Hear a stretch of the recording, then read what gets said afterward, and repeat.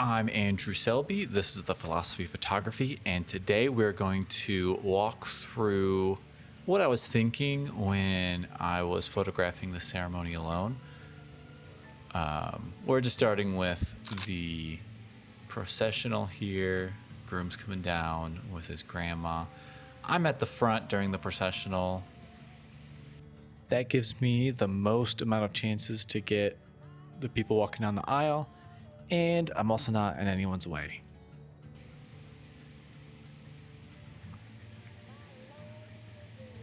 I'm using two cameras with prime lenses on them. On my left, I have the Fuji X-T5 with the 56 1.2 on it, so that's like an 85 millimeter equivalent. And then on my right, I'm using the XH2S, and that has an 18 millimeter on it, which is like a 28 millimeter equivalent. You always want to be ready for cute moments like that.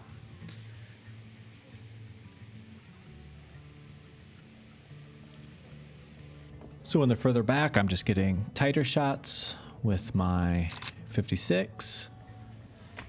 And then switch to a wide angle. That way I can get kind of guests' reactions with my 18 mil. And I am using single point autofocus, continuous autofocus. There's a lot of faces in this scene, and I can afford to have my autofocus jump to a different face in the middle of the processional. You don't really need eye autofocus for this. It just works way better in single point, and it uses less battery, which is great. Yeah, try not to miss moments like that. If you're photographing alone, you kind of have to cover both angles.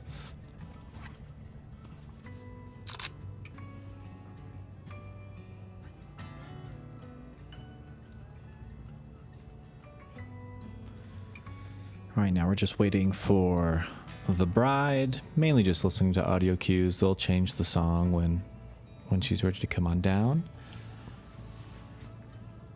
But I like to be standing here right in the front of the aisle on the bride's side. That way I can get the bride coming down. I'm not in anyone's way. I'm not in the groom's way. And it's easy to turn and get the groom to get his reaction.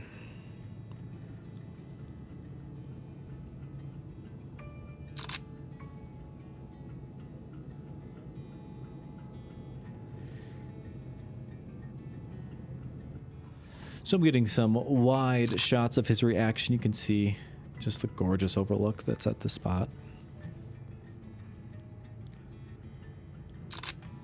And I get this shot. I'm getting the mom in there. So she's walking down with her brother. Her brother's the one walking her down. So it's just kind of their whole family. It just kind of tells like a story. Even though they're not in focus, the mom's in focus. It kind of forces the story. And I'm getting some tight shots of the groom's reaction too. During the whole ceremony, I'm constantly thinking about where are these images going to go in their album? Which photos are going to be next to each other? How are they going to face each other in the album? So that's constantly on my mind. I always back up to the side here during the handoff. I don't want to be too close. But yeah, I'm always thinking about which way people are going to be facing in the album. I want the bride and the groom to be looking at each other in the album. And you just want to make sure you don't miss any emotional shots like that during the handoff. And once the processional's done, the heart part is kind of over. And now we can just kind of focus on getting a good variety of shots to kind of fill out the ceremony. Especially when you're just shooting alone, you kind of have to be constantly moving around, getting different angles, switching between tight and wide. Sorry, that's my dog being very loud, drinking his water.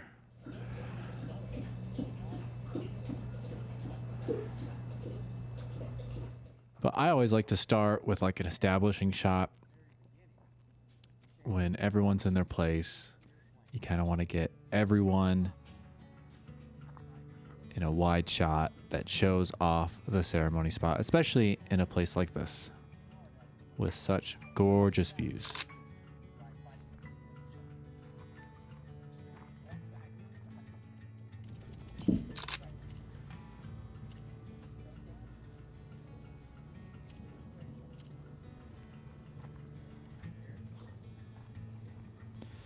The bride and groom chose to kind of face away, their backs to everyone. So I'm trying to sneak around and get a photo of their faces. I don't think I get a very good angle on this side, but that's kind of my goal. I'm trying to get their faces. Usually brides and grooms will face in towards each other. They chose to face the officiant. But that is no problem at all. We are still going to get photos of their faces. And I'll kind of show you how on the other side there's a better spot. But here I'm just getting a photo of the whole bridal party. It's good to get those shots. It's not just about the bride and groom. It's about the bridal party and all the guests they chose to invite.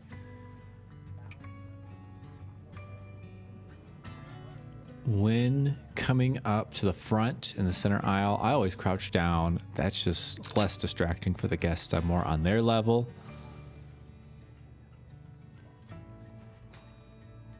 And I grab a few and I kind of back up. I did see this shot as I was backing out, and this was really cute. They've got the memorial chair for her dad in between her mom and her brother. So I'm just looking for shots that tell a story like that. When people talk about being creative during a wedding, that's the kind of stuff that they mean. That's the stuff that's going to be meaningful to the client. It's not just something that looks cool. And then I get her brother and mom looking at them. It's kind of obvious that the bride and groom are in between her family. I'm going to kind of do the same thing here with the groom's parents. I always get that photo during a wedding. The couple's going to love it. Their parents are going to love it. It just really tells a story. And you want to make sure you get a few shots of the crowd's reaction. I got really lucky just with timing wise. I got a good laugh. But don't be afraid to kind of camp out and wait for a reaction. You can kind of listen to the officiant and you can kind of tell when a joke's coming on. I also try to get one photo of all the guests and not just their backs turned. I try to get it off their faces. Again, that's just going to fill out the coverage. The couple is going to feel like they got a lot of variety. And here I'm setting up another one of these story shots. So her brother, these are his two girls. So I want to get a photo that kind of includes all of them here. So yeah, just kind of always be thinking about story. And this side is much better for me to get expressions of the bride and groom. Never be afraid to just camp out and wait for the right expressions. Get your settings dialed in, figure out your composition, and then just sit and wait until there's some good emotions. Because that's what your clients are really after. And if you look up at the sky, you'll notice it's pretty cloudy and the lighting is changing constantly. There's no way I'm going to be on top of my exposure every time a cloud goes in front of the sun. So I am using auto ISO and auto shutter speed. I'm not afraid to admit it, baby. I love using auto settings. I don't want to be thinking about technical things on a wedding day. I want to be focusing on the creative aspects of creating an image. So I will dial in my aperture and let my camera figure out the rest. If I need to change my exposure compensation, I can, but that's the only thing I'm going to be worried about.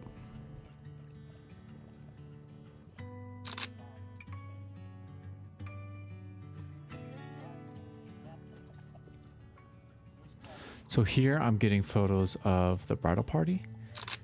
I got the bridesmaids, and then I'm going to switch over and get the groomsmen. But I'm thinking that these are going to go next to each other in the album. So I want them kind of facing in towards each other.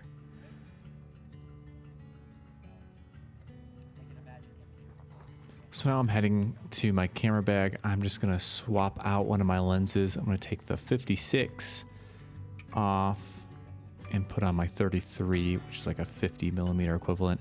That's going to give me some medium shots, and it's just going to kind of give me more variety. It's going to give me a different look since I've already gotten enough close-up shots. And I have a whole video where I explained why I use 2 cameras and only prime lenses. So go check that out if you want to know why I do that instead of just using 1 camera and a zoom.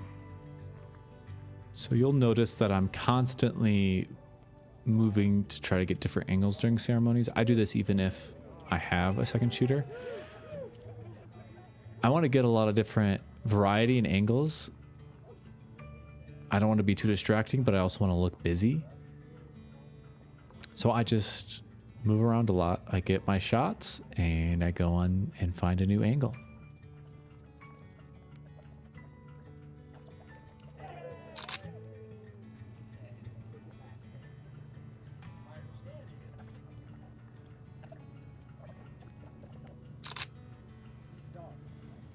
Always looking for fun details. They wore sneakers. Obviously you can't see hers, but those kinds of photos really fill out the album, and it really helps the couple feel like they got a lot of good variety of photos. Yeah, just always be looking for emotions from guests as well as the couple.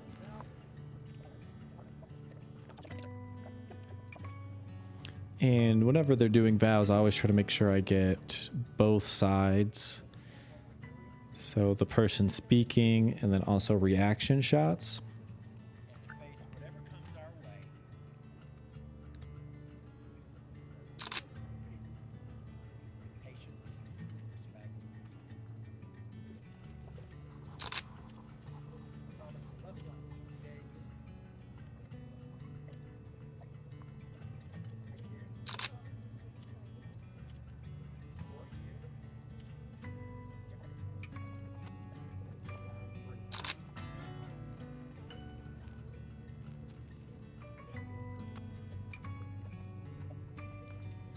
Now I'm just getting set up here because I know the exchange of rings is coming.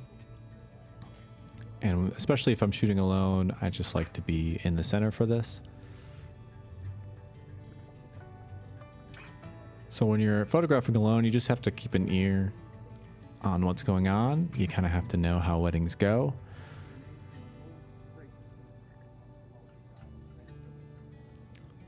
There was one wedding I was second shooting for. I think I was second shooting video, and me and the second shooter for photography both saw that the first kiss was coming up, and both of the main shooters were like off to the sides, not really ready to get it. So we both just kind of ran up to the middle and were able to capture the first kiss. I've never had that happen to me. I'm always well aware of when the first kiss and the exchange of rings is going to happen. And generally after the exchange of rings, I'm just kind of staying right in the middle. I'm just going to camp out there. I got all my variety beforehand.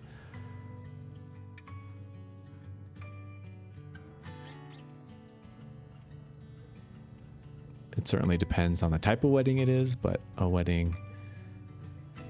normal American wedding outside like this, you kind of know how it's going to go. It's pretty easy.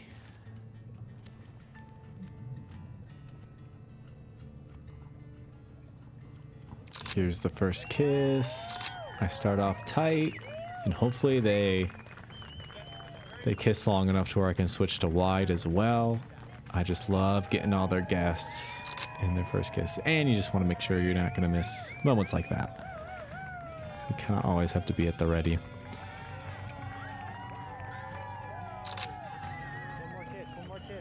And then just a little direction. You can coach them maybe beforehand. I think I forgot to do that with this couple. But nothing wrong with asking for one more kiss. When they kiss like that, at the end of the aisle, you do get all their guest reactions with their first kiss instead of just the backs of their guests' heads. And that's a perfect exit shot. And I can focus on the recessional.